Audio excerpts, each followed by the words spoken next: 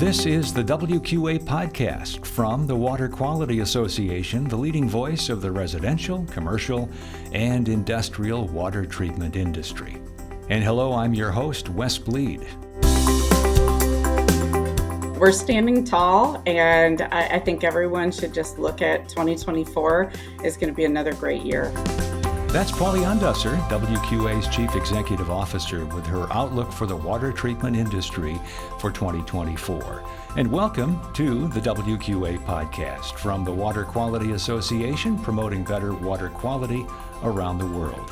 If you're a first-time listener or viewer, welcome. We're glad you're here. Be sure to subscribe to the podcast so you never miss a show. That's the magic of podcasting. And be sure to share the podcast with someone you know. Also, we now feature these podcasts on YouTube.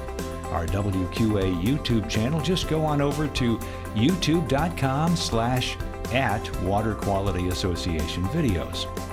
In this episode, we're joined by WQA CEO Pauli Undesser as we look back at some of the highlights of 2023 and then look ahead to 2024 and what's in store for dealers and manufacturers in the water treatment industry.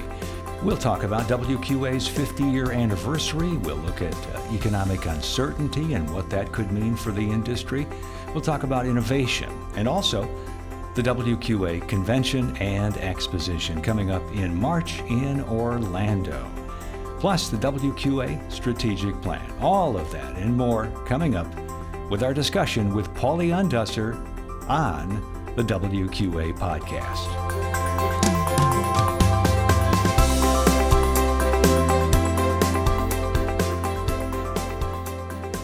And we're pleased to be joined by Pauli Undesser, the Chief Executive Officer of the Water Quality Association. Pauli, good to see you. Thank you. Good day. Good to see you, Wes. Great to have you on the program and to talk about your industry outlook for 2024. But before we do that, it's always good to do a little bit of reflection on the past year. What stands out to you about 2023?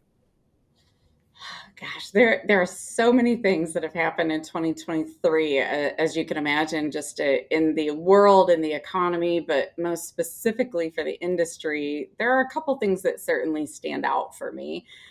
One is this year I was able to participate in WQA's first testimony at a Senate committee in Washington, and it was great to be able to help talk about rural water and the challenges, but also the solutions that the water treatment industry provide to help those in rural water with poor quality water in those areas.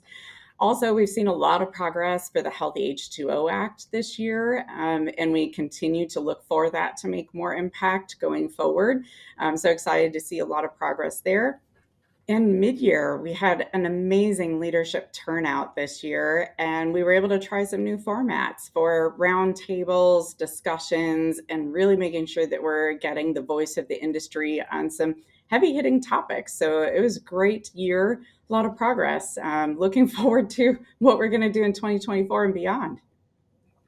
Absolutely. That's what we're here to talk about. So let's look at 2024. Kind of even hard to say that yet, isn't it? But what expectations do you have? Gosh, well, expectations are going to be high. We've set the bar really high compared to 2023 and before.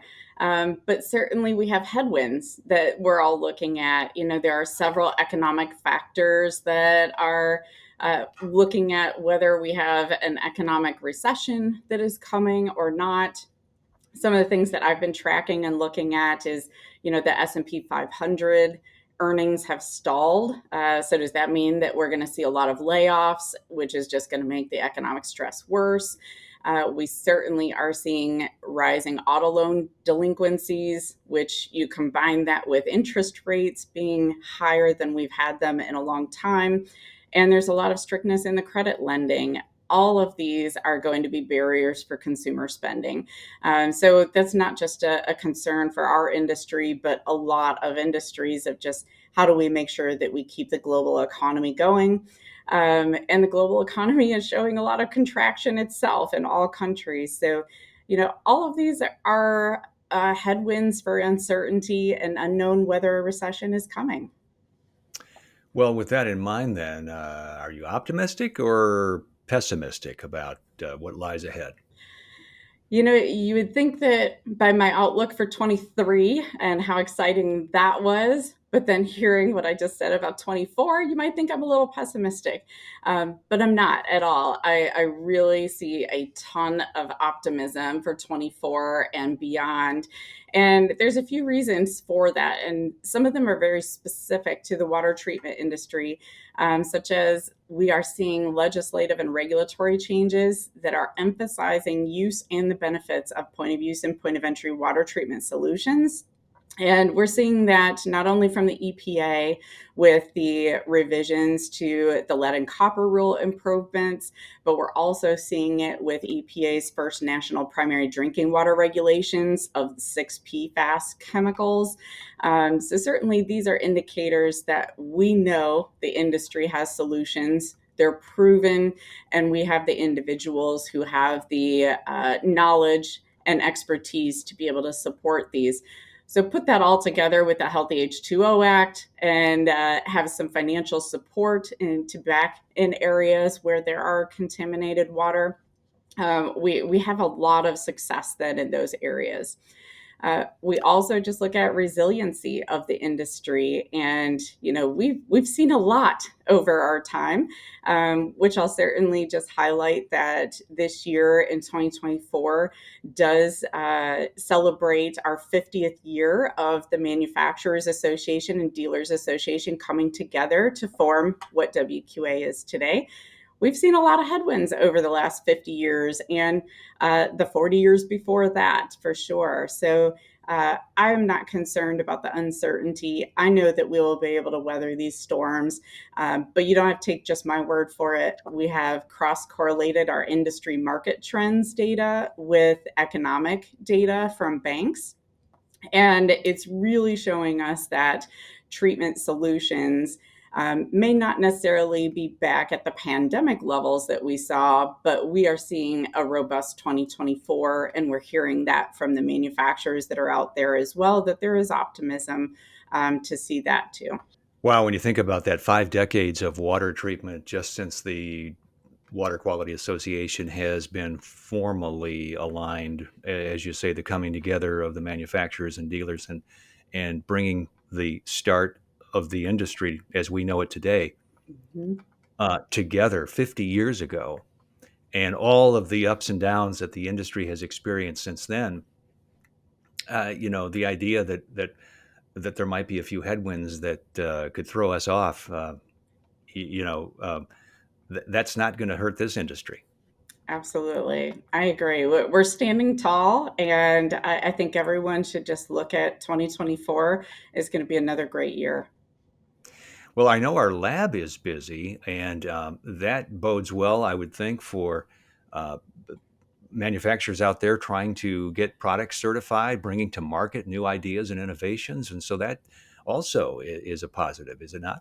Absolutely. Not only are we leveraging our new laboratory that we moved into 2 years ago, we're already looking at how do we make enhancements to make sure that we're staying state of the art and not just even 2 years ago. Things are changing from a technology standpoint, but also the strides that are being made with regulations related to PFAS, making sure that we can keep up with the changing regulations and demands for product certification. So we're investing even more in 2024 to make sure that our laboratory continues to be state of the art, continues to meet the demand of the industry, and is one of the highest quality labs that you can find for product certification in water treatment. The WQA convention will occur a little earlier in the year, this year in 2024. It will be early March. Tell us about your expectations for the convention.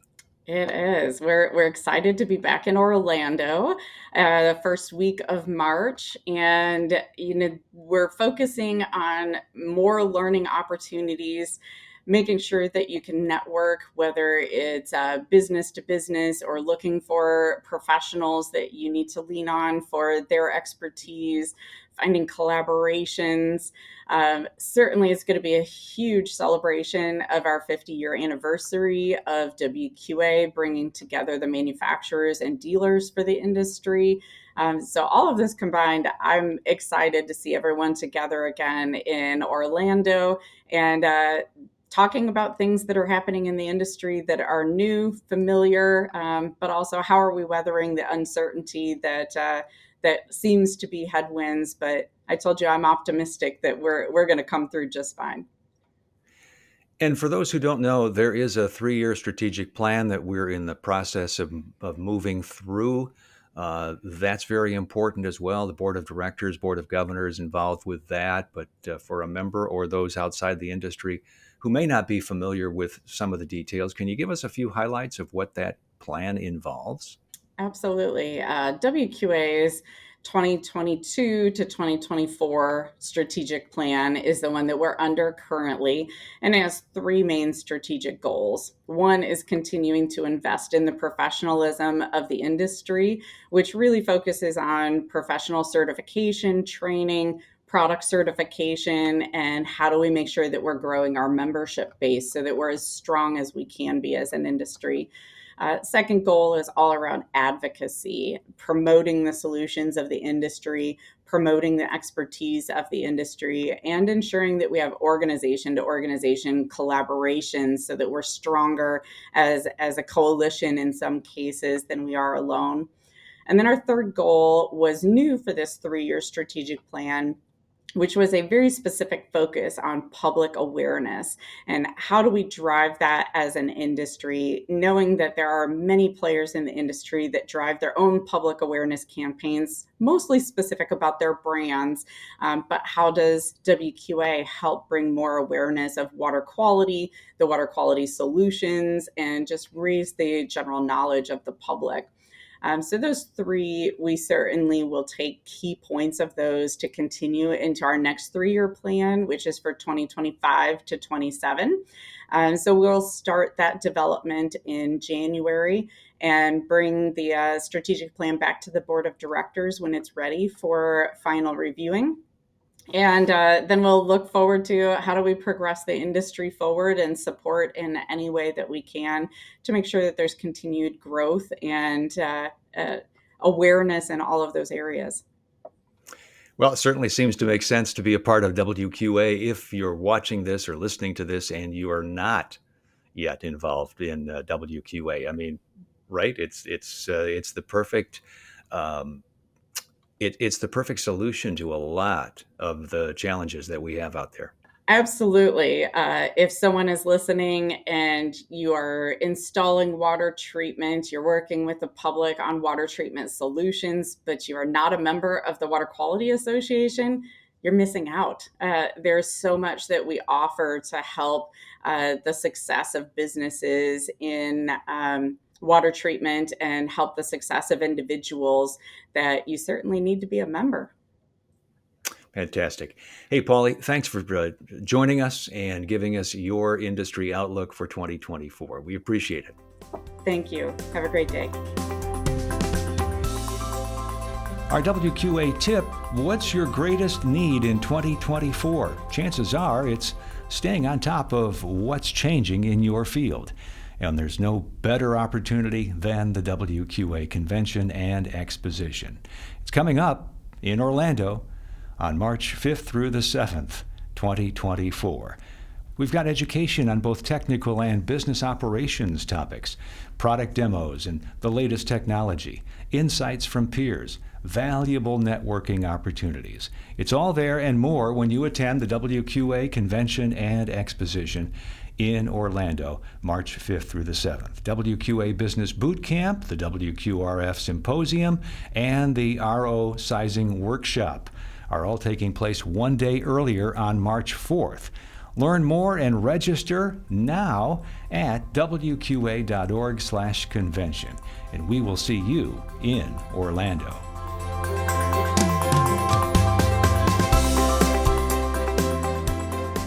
Thanks for joining us for this episode of the WQA podcast from the Water Quality Association, the leading voice of the water treatment community.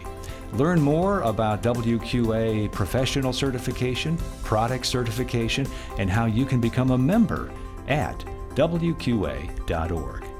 This is Wes Bleed. So long from the Water Quality Association.